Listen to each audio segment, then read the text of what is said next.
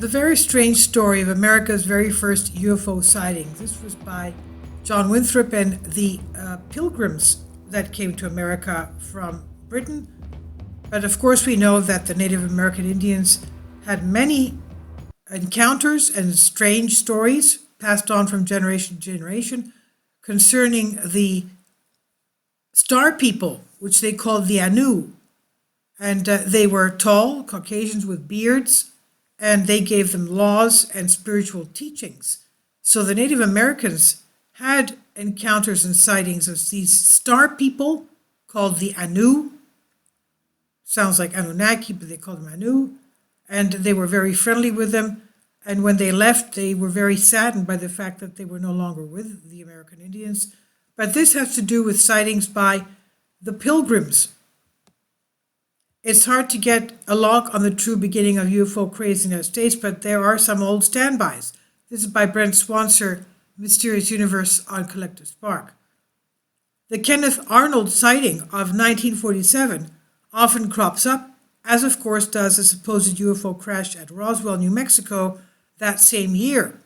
These are the cases that launched the UFO phenomena into the mainstream consciousness and started the whole flying saucer fad.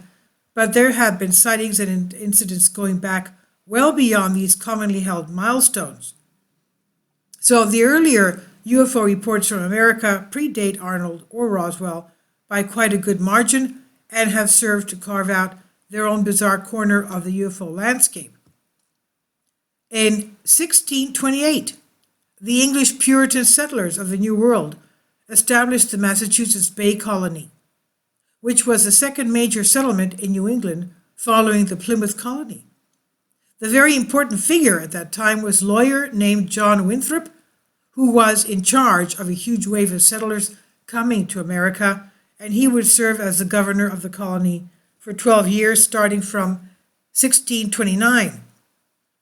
Winthrop would also be the founder of various other communities along Massachusetts Bay and the Charles River, and was also known as an authoritarian and religiously conservative leader, known to be against pure democracy, once called it, quote, the meanest and worst of all forms of government, unquote.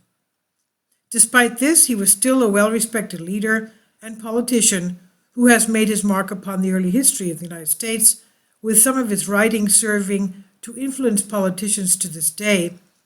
But a lesser-known aspect of the man is that he also wrote some pretty weird stuff in his journals, including what is thought to be among the very first UFO accounts in the New World.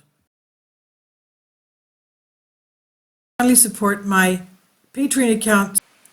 The daily posts are 5 videos daily, and they are totally different from what I have on my YouTube channel.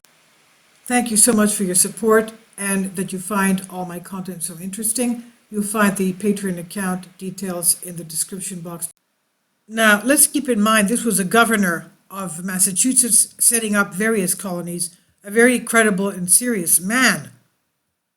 Now, tucked away between the pages of various mundane accounts of colonial life is a very curious entry dated March 1st, 1639, a bizarre entry in which Winthrop writes of a very bizarre and outlandish incident involving a man named James Everell, who he describes as a, quote, discreet, sober man, unquote. According to Winthrop, Everell had been rowing with 2 other men up a section of the Muddy River about 2 miles from the village of Charleston when they saw a, quote, great light in the sky, unquote, which seemed to dart about back and forth. He would describe the account as follows: a great light darting back and forth. And this is what he writes. When it stood still, it flared up and was about 3 yards square. When it ran, it was contracted into the figure of a swine. It ran as swift as an arrow towards Charlestown, and so up and down about 2 or 3 hours, ran as swift as an arrow, darting back and forth between them and the village of Charleston, about 2 miles away. Now, what was this light going back and forth in the sky? They were come down in their lighter about a mile, and when it was over, they found themselves carried quite back against the tide to the place they came from. Diverse other credible persons saw the same light after about the same place, end quote. So the men claimed that after the sighting, they had inexplicably found themselves transported about 1 mile upstream with no idea or memory of how they had gotten there, nor any sense of the time that had passed. This is an odd detail, as it would mark this incident as not only the first report of a UFO in America, but also the first account of missing time and possibly even the first of alien abduction. One of the explanations at the time was that the men had merely seen illumination from a light phenomenon springing from swamp gas called ignis fatuus, caused by the combustion of gas from decomposed organic matter. Others thought it was just a misidentified meteorite, and one skeptic was a man named James Savage, who added his own footnote to the sighting in the published version of Winthrop's journal in 1839, saying this: "This account of the ignis fatuus, pale light over marshy ground, may easily be believed on testimony less respectable than that which was adduced. Some operation of the devil, or other power beyond the customary agents of nature, was probably imagined by the relators and hearers of that age, and the wonder of being carried a mile against the tide became important corroboration of the imagination. Perhaps they were wafted, carried lightly, during the 2 or 3 hours' astonishment for so moderate a distance by the wind. But if this suggestion be rejected, we might suppose that the eddy, flowing always in our rivers, contrary to the tide in the channel, rather than the meteor, carried their lighter back."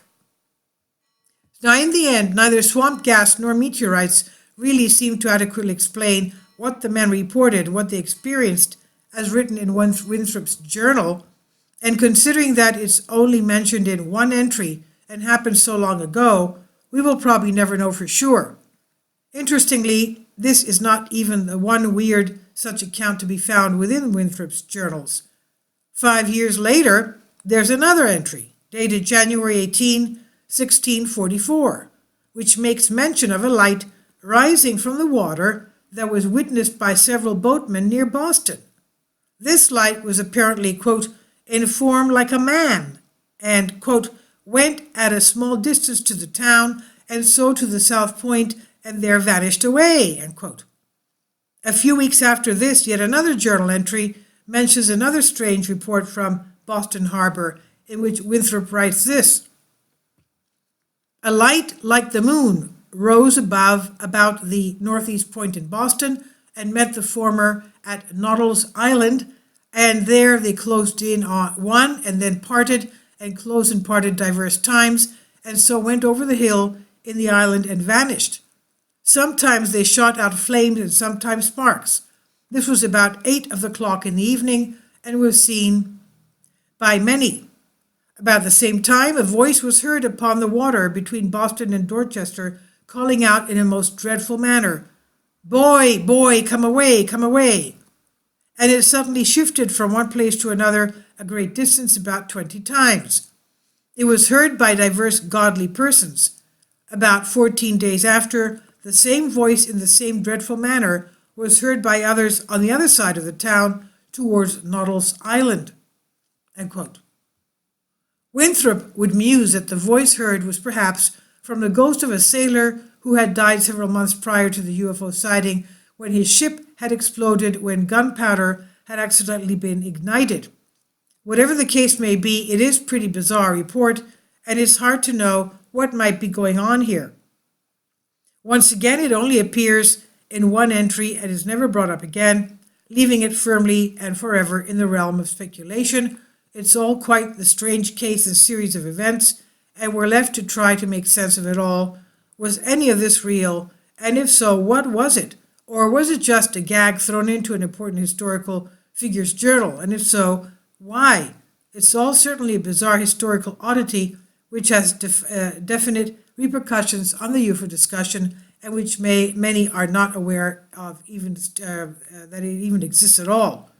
Now, this is by Brent Swanser on Collective Evolution, by Mysterious Universe on Collective Spark.